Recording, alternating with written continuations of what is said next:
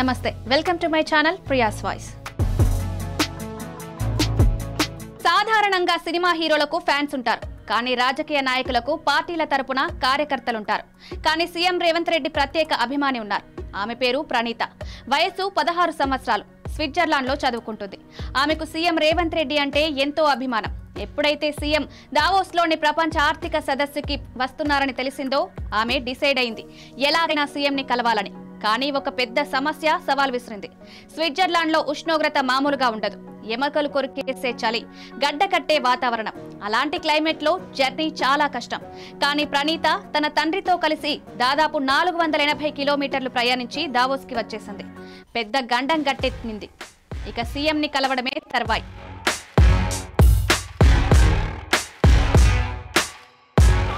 అసలు ప్రణీతకు సీఎం రేవంత్ రెడ్డి పట్ల అభిమానం ఎందుకు అనే డౌట్ మనకు రావచ్చు.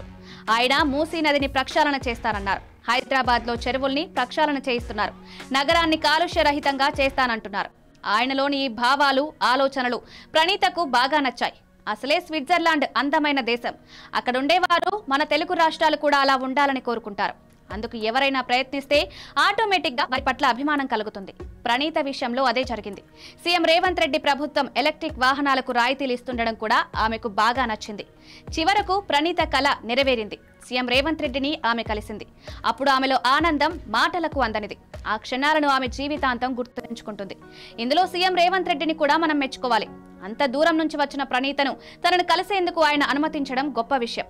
ఎంతో బిజీ షెడ్యూల్ ఉన్నా ఆయన ఆ ఫ్యామిలీని కలవనిచ్చారు. తద్వారా ఆ ఫ్యామిలీ ఎంతో ఆనందపడి ఉంటుంది.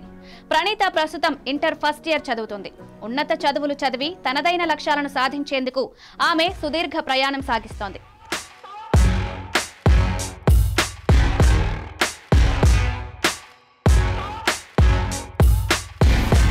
మరిన్ని వీడియోస్ కోసం సబ్స్క్రైబ్ చేసుకుని కిందున్న బెల్ ఐకాన్ని నొక్కండి. Thank you.